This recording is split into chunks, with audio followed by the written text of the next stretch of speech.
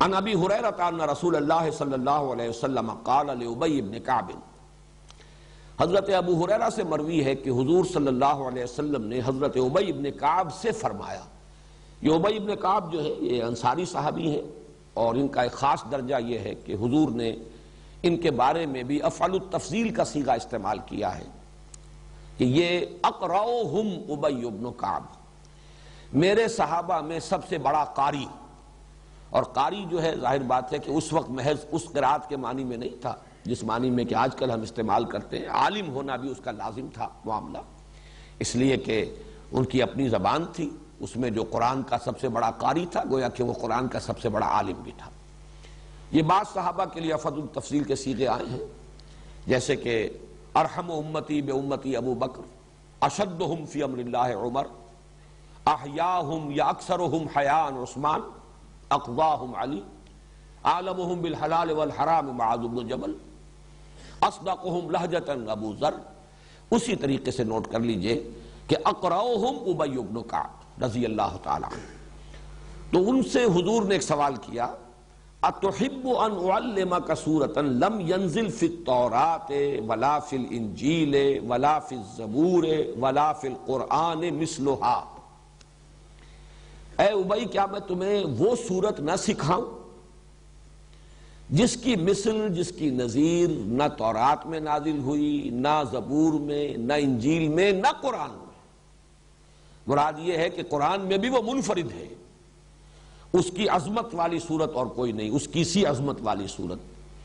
یہ بے نظیر اور بے مثل صورت ہے، اس کی نظیر، اس کے مثل نہ قرآن میں، نہ تورات میں، نہ انجیل میں، نہ زبور. قال نعم یا رسول اللہ. تو حضرت ابی کا جواب کیا ہو سکتا تھا؟ حضور ضرور سنائیے، ضرور سمجھائیے، ضرور پڑھائیے، بتائیے مجھے وہ کون سی صورت ہے. فقال رسول اللہ صلی اللہ علیہ وسلم، تو ارشاد فرمایا رسول اللہ صلی اللہ علیہ وسلم نے، کیف تقرؤ فی الصلاۃ، ذرا سناؤ تو صحیح نماز کیسے پڑھتے ہو، کیا پڑھتے ہو نماز میں. قال فقرأ ام القرآن، انہوں نے کہا کہ انہوں نے پڑھا پھر سورہ ام القرآن. اب یہاں دیکھیے وہ لفظ آ گیا، سورہ فاتحہ ام القرآن انہوں نے تلاوت کی. نماز تو میں ایسے پڑھتا ہوں، نماز میں سورہ فاتحہ پڑھتا ہوں. فقال رسول اللہ صلی اللہ علیہ وسلم، تو حضور نے ارشاد فرمایا، والذی نفسی بیدہ، اس ہستی کی قسم ہے جس کے ہاتھ میں میری جان ہے، ما انزلت فی التوراۃ ولا فی الانجیل ولا فی الزبور ولا فی القرآن مثلھا، اس سورت کی نظیر اور اس کے مثل نہ تورات میں، نہ انجیل میں، نہ قرآن میں، نہ زبور میں کبھی نازل نہیں ہوئی. بے مثل اور بے نظیر صورت ہے. وَإِنَّهَا سَبْعٌ مِّنَ الْمَثَانِي، یہی ہے سبع من المثانی. والقرآن العظیم، اور یہی ہے القرآن العظیم، عظمت والا قرآن. الذی اعطیتہ، جو کہ مجھے عطا کیا گیا ہے. رواہ الترمذی، یہ جامع ترمذی کی روایت ہے. یہ جو دو الفاظ ہیں سبع من المثانی اور قرآن عظیم، یہ در حقیقت سورہ حجر کی آیت میں وارد ہوئے. چنانچہ وہاں مضمون جو ہے آخری حصے میں سورہ حجر کے وہ یہ ہے کہ اے نبی، جو کچھ لوگ آپ کو کہہ رہے ہیں، کوئی مجنون کہہ رہا ہے، کوئی اور کچھ کہہ رہا ہے، آپ اس پر ملول اور غمگین نہ ہوں. ہم نے یہ آسمان اور زمین بے مقصد نہیں بنائے، ہر شے کا نتیجہ نکلے گا، مجرموں کو بھی سزا مل کر رہے گی.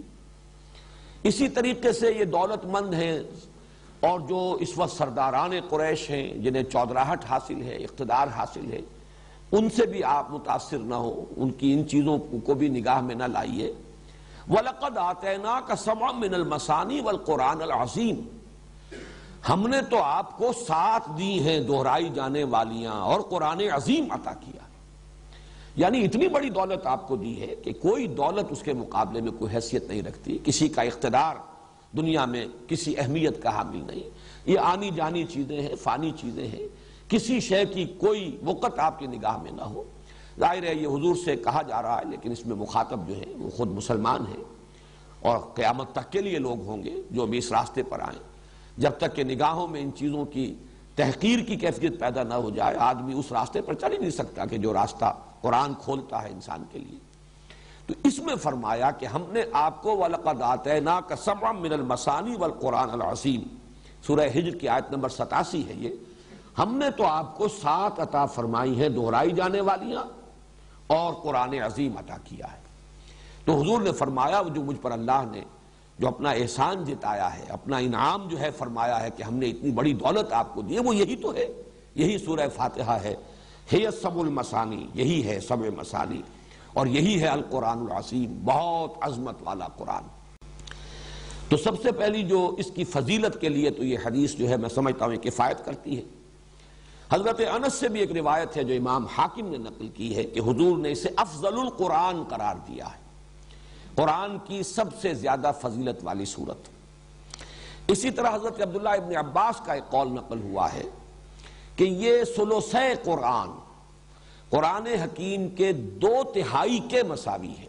اب دیکھیے کسی شے کی عظمت کو اور اس کے مقام اور مرتبے کو سمجھانے کے مختلف اسلوب ہو سکتے ہیں، یہ کوئی تولنے کے حساب سے نہیں ہے، لیکن حضور صلی اللہ علیہ وسلم نے اپنے ساتھیوں کو، اور ان میں آپ کو معلوم ہے کہ سب کے سب لوگ تو اس صلاحیت کے نہیں تھے کہ جو کسی چیز کی علمی قدر و قیمت کو جیسے کہ وہ ہے اس کو سمجھ سکتے کما حق ہو، ان میں وہ بھی تھے کہ جن کا اپنا فہم اور اپنی سوچ اس کا دائرہ زیادہ وسیع نہیں تھا، انہیں کوئی ایسی شے جو ہے اس کی تمثیل کی ضرورت تھی، ایسی شے سے تشبیہ اور تمثیل جو ان کی سمجھ میں آتی ہو۔